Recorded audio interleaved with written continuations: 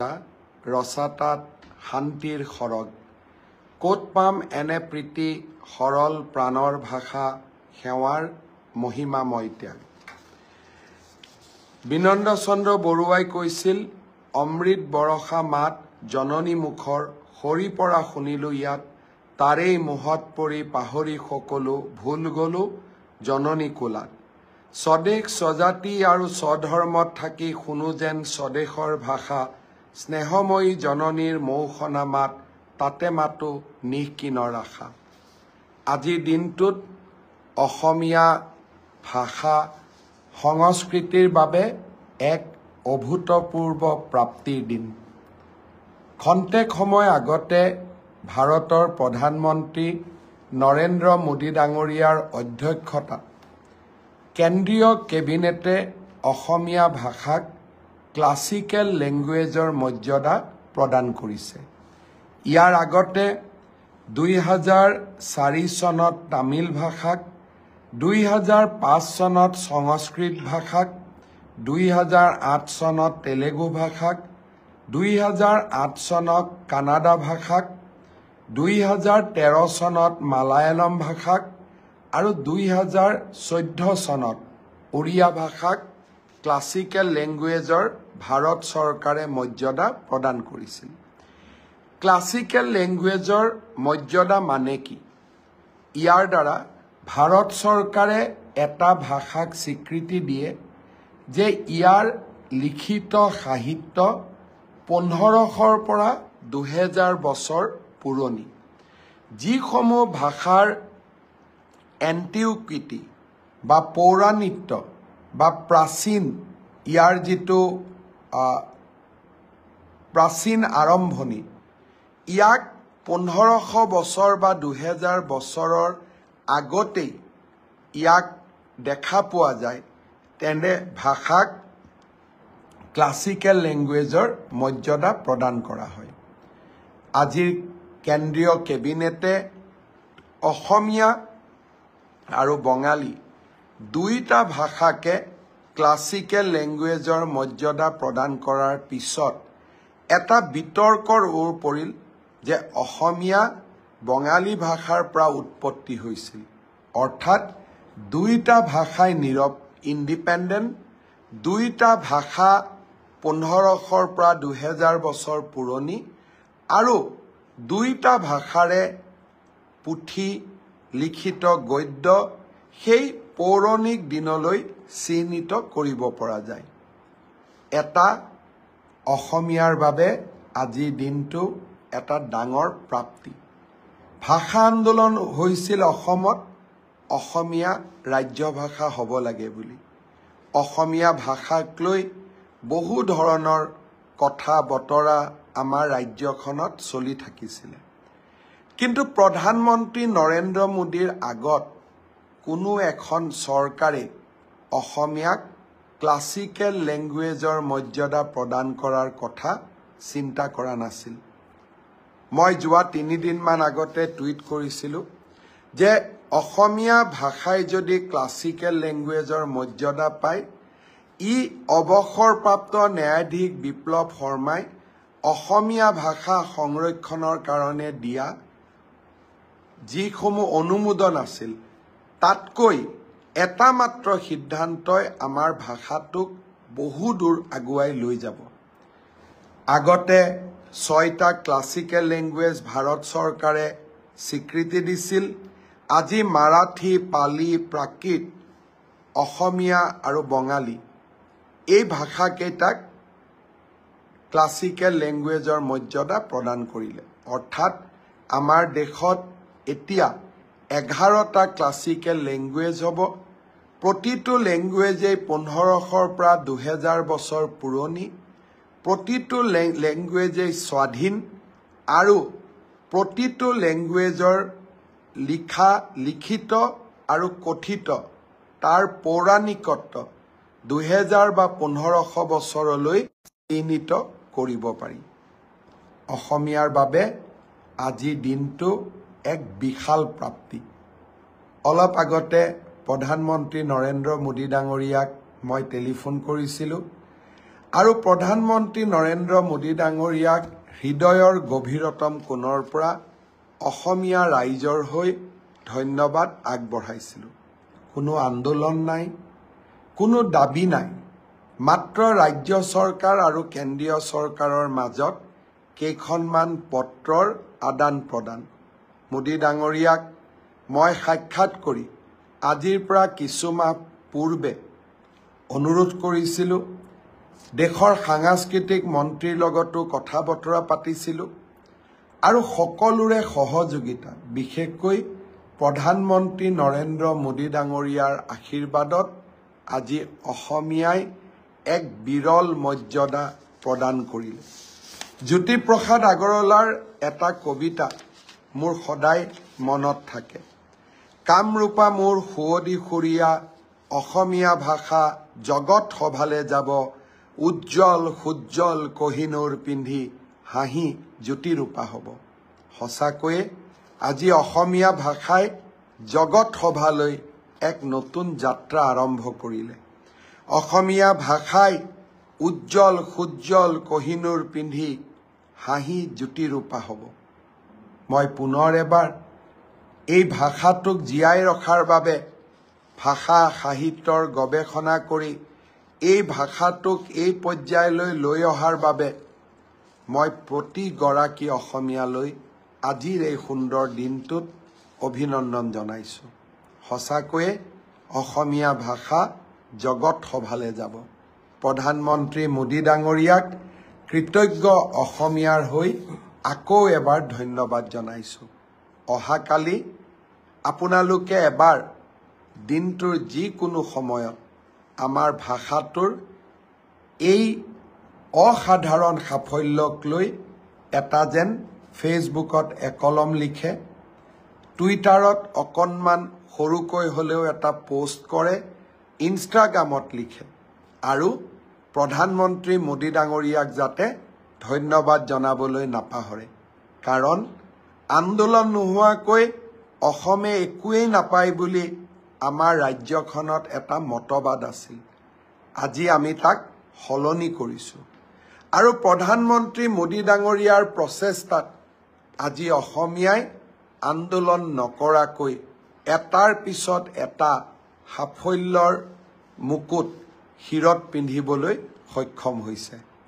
পুনৰ এবাৰ অসমীয়া ভাষাক এই পৰ্যায়লৈ লৈ অহাৰ বাবে অসম সাহিত্য সভাকে ধৰি ভাষা জননীৰ সেৱক প্ৰতিটো সংগঠন, প্ৰতিগৰাকী লেখক, প্ৰতিগৰাকী গৱেষকক মই অন্তৰৰ গভীৰতম কোণৰ পৰা ধন্যবাদ আৰু কৃতজ্ঞতা জনাইছোঁ। বৰাক উপত্যকাৰ ৰাইজে বঙালী ভাষা ব্যৱহাৰ কৰে।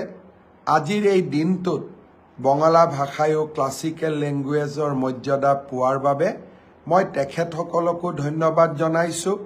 মাৰাঠী, পালি আৰু প্ৰাকৃত ভাষাই ক্লাছিকেল লেংগুৱেজৰ মৰ্যাদা পোৱাৰ বাবে এই ভাষাভাষী লোকসকলকো মই অন্তৰৰ গভীৰতম কোণৰ পৰা পুনৰ এবাৰ অভিনন্দন জনাইছোঁ।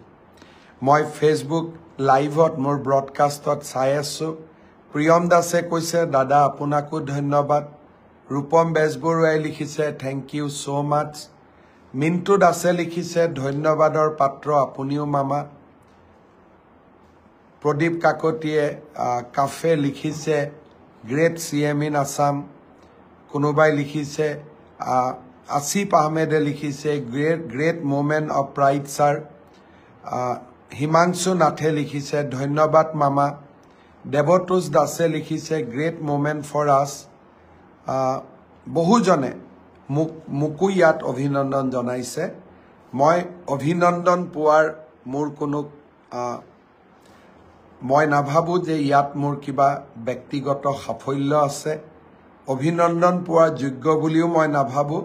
কিন্তু এজন গৌৰৱী অসমীয়া হিচাপে আজিৰ এই মুহূৰ্তত মই এজন অসমীয়া হিচাপে আপোনালোকৰ দৰে মই আৰু মোৰ লগত সকলো অসমীয়াই আজি নিশ্চয় গৌৰৱৰ এক বিৰল আনন্দ লাভ কৰিছে। পুনৰ এবাৰ সকলোকে বহুত বহুত ধন্যবাদ জনালোঁ। কেইদিনমান আগতে মই ব্ৰডকাষ্টত কৈছিলোঁ যে অহা 6 তাৰিখে আমি নিযুত মইনা আঁচনিৰ ধন 6 তাৰিখৰ পৰা আমি বিতৰণৰ শুভ আৰম্ভণি কৰিম। মই আজি পুনৰ দোহাৰিছোঁ যে অহা 6 তাৰিখে প্ৰত্যেকটো বিধানসভা সমষ্টিত অনুষ্ঠিত হ'বলগীয়া এখন সুন্দৰ সভাৰ মাজেৰে আমি নিযুত মইনা আঁচনিৰ শুভা আৰম্ভণি কৰিম। এই মাহত আমি সকলো ছাত্ৰীক একোখনকৈ ড্ৰাফ্ট দিম আৰু অহা মাহৰ পৰা অৰ্থাৎ নৱেম্বৰ মাহৰ পৰা এই ধন ডিবিটি যোগে সকলো ছাত্ৰীৰ এই আঁচনিত যোগ্য বুলি বিবেচিত হোৱা প্ৰতিগৰাকী ছাত্ৰীৰ বেংক একাউণ্টলৈ আমি ট্ৰান্সফাৰ কৰিম। আৰু কোনোবা ছাত্ৰী যদি ভুলত বাদ পৰি যায় আপোনালোকে মোক জনাব, মই তৎকালীনভাৱে ব্যৱস্থা ল'ম। মই বিশ্বাস কৰোঁ যে উচ্চতৰ মাধ্যমিকত প্ৰথম বৰ্ষত নামভৰ্তি কৰা ছাত্ৰী, স্নাতক পৰ্যায়ত নামভৰ্তি কৰা প্ৰথম বৰ্ষৰ ছাত্ৰী আৰু বিশ্ববিদ্যালয়ত নামভৰ্তি কৰা প্ৰথম বিভাগৰ ছাত্ৰী সকলোৱে এই আঁচনিৰ হিতাধিকাৰী ৰূপে যোগ্য। কোনোবাই যদি এই আঁচনিৰ পৰা বাদ পৰিছে আমাক নিশ্চয় জনাব। অৱশ্যে সেল্ফ ফাইনেন্স কোৰ্চত পঢ়া ছাত্ৰীসকল এই আঁচনি পোৱাৰ বাবে যোগ্য হ'বনে নাই তাৰ বিষয়ে শিক্ষা বিভাগত মন্থন চলি আছে।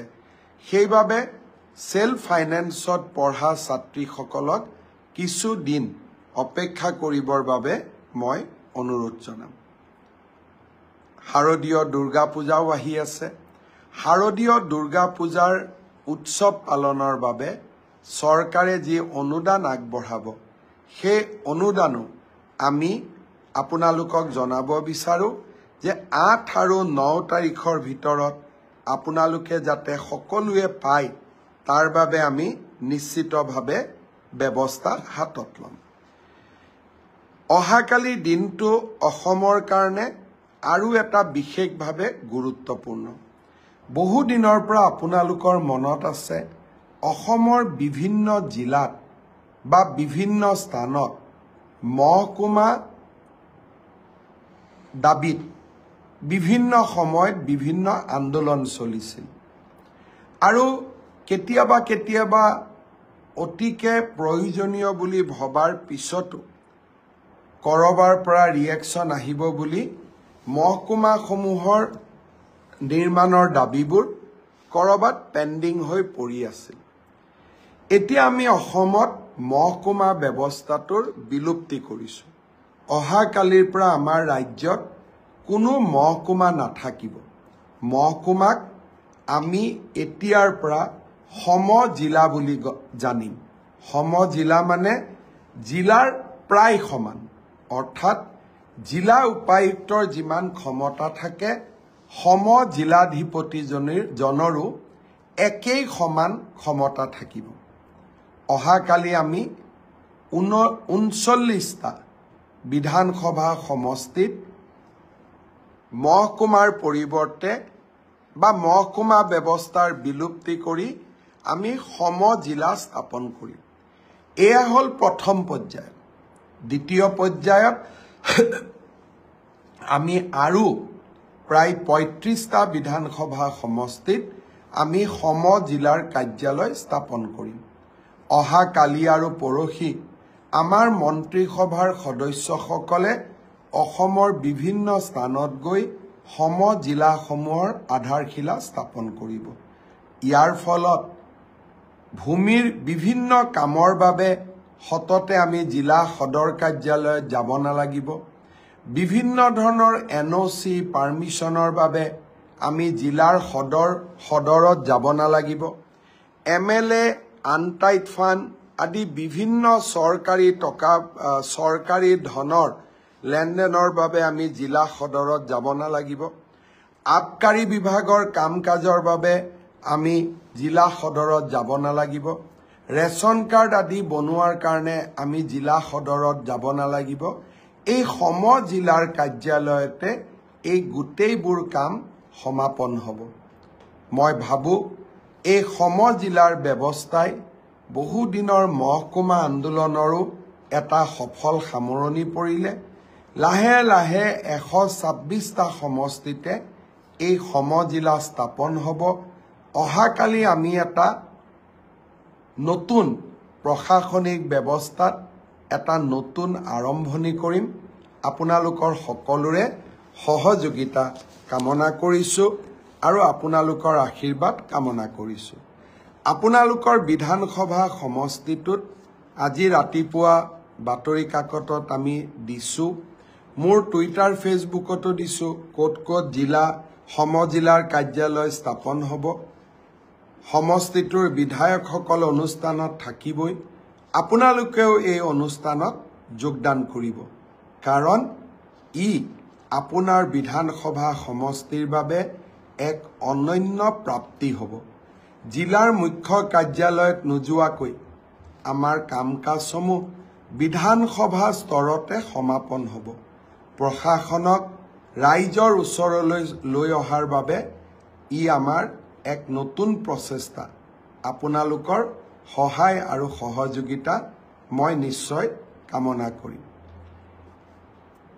আগৰ ব্ৰডকাষ্টত কোৱা মতে মুখ্যমন্ত্ৰীৰ আত্মনিৰ্ভৰ অসম আঁচনিৰ প্ৰথম পৰ্যায়ত আমি 25,000 যুৱক যুৱতীলৈ আৰ্থিক সাহায্য আগবঢ়ালো এই আঁচনিত এইবাৰ আটাইতকৈ বেছি যুৱকসকল নিৰ্বাচিত হৈছে মই ইলেকশ্যনৰ মিটিঙত গ'লে যুৱকসকলে মোক প্ৰায়ে কয় যে মামা আমাৰ বাবে একো আঁচনি নাই নেকি মুখ্যমন্ত্ৰীৰ আত্মনিৰ্ভৰ অসম আঁচনিত আটাইতকৈ মোৰ ল'ৰা ভাগিনসকলে বেছিকৈ সুবিধা পাইছে অহা 5 তাৰিখৰ পৰা আমি দ্বিতীয় পৰ্যায়ৰ আবেদন লোৱাৰ কামো আমি আৰম্ভ কৰিম যিসকলে সঁচাকৈয়ে ব্যৱসায় কৰিব খোজে উদ্যোগ স্থাপন কৰিব খোজে তেওঁলোকৰ বাবে 2 লাখ টকাৰ সঁচাকৈ ই এটা ডাঙৰ প্ৰয়োজনীয়তা পূৰণ কৰে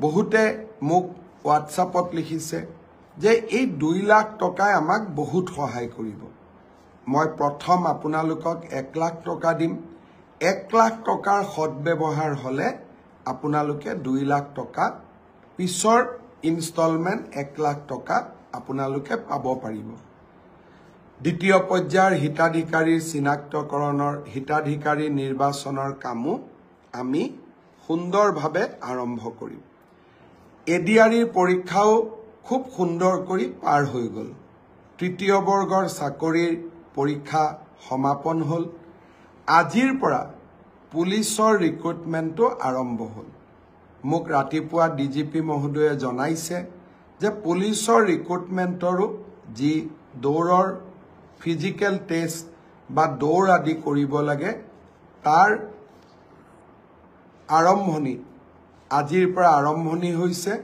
আৰু নিৰ্দিষ্ট সময়ৰ ভিতৰত তেওঁলোকে এই কাম সমাপন কৰিব আৰক্ষী তৃতীয় বৰ্গৰ পৰীক্ষা শেষ হ'ল অহা 29 অক্টোবৰত আমি চতুৰ্থ বৰ্গৰ পৰীক্ষাসমূহ আৰম্ভ কৰিম আৰু তাৰ পিছত লাহেকৈ শিক্ষক নিযুক্তিৰ প্ৰক্ৰিয়াও আৰম্ভ হ'ব মই এডিআৰি তৃতীয় বৰ্গৰ পৰীক্ষা ইমান সুন্দৰকৈ সফল হ'ল তাৰ বাবে এডিআৰিৰ পৰীক্ষাৰ লগত জড়িত আটাইকে মই ধন্যবাদ আৰু কৃতজ্ঞতা জনাইছো প্ৰথমটো পৰীক্ষাৰ এনসাৰ কিউ আহিলে প্ৰায় 80,000 ল'ৰা ছোৱালীয়ে OMR সিটু সেৱাক আবেদন কৰি সংগ্ৰহ কৰিলে প্ৰথম পৰীক্ষাৰ OMR সিট যদি আপোনালোকে বিচাৰে সেৱাক আপোনালোকে আবেদন কৰিলে এদিনৰ ভিতৰতে এই OMR সমূহ আপোনালোকে পাব পাৰিব এতিয়া মোক বহুতে প্ৰশ্ন কৰিছে যে দ্বিতীয়টো পৰীক্ষাৰ এনসাৰ কি কেতিয়া আপলোড কৰা হ'ব মই সেৱাক ইতিমধ্যে কৈছো যে দুৰ্গা পূজাৰ আগতে শেহতীয়াকৈ হৈ যোৱা দুইটা পৰীক্ষাৰে যাতে এনসাৰ কি আমি আপলোড কৰি দিওঁ আৰু লাহে কৰি শেহতীয়াকৈ হৈ যোৱা দুইটা পৰীক্ষাৰে OMR সিটসমূহ যাতে পাব পৰাৰ ব্যৱস্থা আমি কৰি দিওঁ স্বচ্ছতাক লৈ আমি গোটেই ব্যৱস্থাটো এটা নতুন দিগন্তলৈ লৈ গলো মই ভাবো ইয়াৰ পিছত অসমে আৰু কেতিয়াও নিযুক্তিৰ স্বচ্ছতাক লৈ খেলা কৰিব নোৱাৰিব অসমত আৰু কোনো ৰাকেশ পালৰ জন্ম নহব কংগ্ৰেছৰ সেই অন্ধকাৰৰ দিনবিলাকৰ পৰিৱৰ্তে অসমৰ যুৱক যুৱতীসকলৰ মনত আৰু অসমৰ যুৱক যুৱতীসকলৰ বুকুত আমি যি আশাৰ বন্তি জ্বলাইছিলো হি যেন কোনো দিনে নুমাই নাযায় তাৰ বাবে নতুনকৈ স্বচ্ছতাৰ নতুন মাইলৰ খুঁটাবোৰ আমি স্পৰ্শ কৰিবলৈ চেষ্টা কৰিছো ব্ৰজেন বৰদলৈ খুব ভাল কথা এটা লিখিছিল মই পঢ়াৰ আগতে পাৰ হৈ গল মই ভাবো যে আকৌ যদি মোৰ মোবাইলত আহে মই নিশ্চয় পঢ়ি দিম এতিয়া মোক বহুতে খুদিছে যে মিউচুৱেল ট্ৰান্সফাৰৰ ব্যৱস্থা কেতিয়া আৰম্ভ হ'ব অহা 2-3 দিন 4 দিনৰ ভিতৰতে মই পোৰ্টেলটো আপোনালোকৰ বাবে আগবঢ়াই দিম যাতে তৃতীয় আৰু চতুৰ্থ বৰ্গত আমি মিউচুৱেল ট্ৰান্সফাৰৰ কাম আৰম্ভ কৰিব পাৰো কোনোবাই আকৌ বিচাৰিছে নহয় মোক এটা ডিপাৰ্টমেন্টৰ প্ৰাণ এটা ডিপাৰ্টমেন্টলৈ যাব দিব লাগে তেনেকুৱা ব্যৱস্থা চৰকাৰত নাথাকে অপূৰ্ব অধিকাৰীয়ে লিখিছে গুড দাদা অপূৰ্ব ধন্যবাদ জনাইছো অতনু কোঁৱৰে লিখিছে প্ৰতিজন অসমীয়াৰ উন্নয়নৰ চিন্তা কৰিছে আপুনি অতনু ধন্যবাদ গোপাল বৰাই কিছু লিখিছে মই আপোনাৰ কমেন্টটো ভাল কৰি চাই লম বিশ্বদীপ দাসে নৱৰাত্ৰিৰ শুভেচ্ছা জনাইছে নিপুমণি নাথেও শাৰদীয় দুৰ্গা পূজাৰ শুভেচ্ছা জনাইছে বহুতে ভাবে যে মই গোটেই কমেন্টবোৰ পঢ়ি দিব লাগে কিন্তু প্ৰায় 20,000 মান কমেন্ট আহে গোটেইবোৰ পঢ়ি দিয়া সম্ভৱ নহয় যিটো চকুত পৰে সেইটোকে মই পঢ়ি দিছো অভিজিত বৈশ্যই লিখিছে যে কংগ্ৰেছ আৰু কেতিয়াও আহিব নোৱাৰে খিলঞ্জিয়া লোকসকল আপোনাৰ লগত আছে মই এটাই কথা কম যে এনে কামবিলাক কংগ্ৰেছৰ সময়তো হ'ব পাৰিলেহেঁতেন স্বচ্ছ নিযুক্তি অসমীয়ালৈ ক্লাছিকেল লেংগুৱেজৰ মৰ্যাদা বহুবোৰ কাম যি আমি হাতত লৈছো সেই কামবোৰ কেতিয়াবাই কৰিব পৰা গ'লহেঁতেন কিন্তু অকল ৰাজনীতি কৰিলে নহব ৰাজনীতি সমাজৰ বাবে কৰিব লাগিব ৰাজনীতি মানুহৰ বাবে কৰিব লাগিব আৰু তেনেকুৱা চিন্তাধাৰা যেতিয়া ৰাজনীতি কৰা ব্যক্তিসকলৰ মাজত থাকে তেতিয়াই সমাজখন আগুৱাই যায় আৰু মই বহুত কথা আজিৰ ব্ৰডকাষ্টত ক'ব খোজা নাই শাৰদীয় দুৰ্গা পূজাৰ আগতীয়াকৈ শুভেচ্ছা জনাইছো দুৰ্গা পূজাৰ আগতে নিশ্চয় আপোনালোকৰ লগত আকৌ এবাৰ ফেচবুকত কথা পাতিম অসমীয়াৰ বাবে আজি বিৰল প্ৰাপ্তিৰ দিন কালি সকলোৱে যাতে নিজৰ ফেচবুক আৰু নিজৰ টুইটাৰত একলম লিখে আৰু প্ৰধানমন্ত্ৰী ডাঙৰীয়াক ধন্যবাদ জনাই তাৰ বাবে মই আপোনালোকক বিনম্ৰভাৱে অনুৰোধ জনাম প্ৰধানমন্ত্ৰী ডাঙৰীয়াই অনুভৱ কৰিব লাগে অসমীয়া এক কৃতজ্ঞ জাতি আৰু যেতিয়া সৰ্বোচ্চ দেশৰ আসনত বহি থকা ব্যক্তিগৰাকীয়ে বুজি পায় যে অসমীয়াই প্ৰতিটো ভাল কামত আপোনাৰ লগত আছে তেতিয়া মই ভাবো আৰু বহুত কাম আমাৰ জাতিটোৰ বাবে আমি কৰিব পাৰিম পুনৰবাৰ আপোনালোকক ধন্যবাদ জনাইছো নিযুত মইনাৰ হিতাধিকাৰীসকলক অভিনন্দন জনাইছো 6 তাৰিখে গুৱাহাটীত লগ পাম মই ক'ব পাহৰিছিলো কামৰূপ মহানগৰ আৰু মৰিগাঁওৰ ছাত্ৰীসকলক মই 6 তাৰিখে গুৱাহাটীলৈ মাতিছো আপোনালোকক গুৱাহাটীত মই লগ পাম আৰু বাকি সকলক ভিডিঅ' কনফাৰেন্সৰ জৰিয়তে মোৰ বাকি ভাগিনসকলক মই লগ পাম 6 তাৰিখৰ পৰাই নিযুত মইনাৰ আৰম্ভণি বহুতে কৈছিল এই আঁচনি কেতিয়াও চৰকাৰে কৰিব নোৱাৰে ইলেকশ্যনৰ সময়ত যেতিয়া মই এই আঁচনিৰ কথা কৈছিলো তেতিয়া কোৱা হৈছিল যে ইলেকশ্যনত ভোট লোৱাৰ বাবে মুখ্যমন্ত্ৰীয়ে ফাঁকি কথা কৈছে যিসকলে ভাবিছিল যে মই ফাঁকি কথা কৈছো তেওঁলোককো 6 তাৰিখৰ নিযুত মইনাৰ উদ্বোধনী অনুষ্ঠানলৈ হাদৰ নিমন্ত্ৰণ জনালো আপোনালোকক মই জনাই দিম কেতিয়া এনসাৰ কি আপলোড কৰিব শেহতীয়া এডিআৰই পৰীক্ষাৰ আৰু OMR সিটো আপোনালোকে কেতিয়া ল'ব পাৰিব নিশ্চিতভাৱে পূজাৰ আগতেই আমি এই গোটেই কামবোৰ কৰিম পুনৰবাৰ আপোনালোকক ধন্যবাদ জনাইছো ব্ৰডকাষ্টত মোৰ সৈতে জড়িত হোৱাৰ বাবে আকৌ লগ পাম মাতটো অলপ ভাঙি আছে হাৰিয়ানা আৰু ঝাৰখণ্ডত বহু কেইখন ইলেকশ্যন মিটিং কৰিবলগীয়া হ'ল মই ভাবো যে লাহে লাহে মাতটো ঘূৰি আহিব আপোনালোকৰ লগত আৰু ভালকৈ কথা পাতিব পাৰিম বহুত বহুত ধন্যবাদ আকৌ এবাৰ সমস্বৰে আমি গৌৰৱেৰে কওঁ চিৰ চেনেহী মোৰ ভাষা জননী জয় আই অসম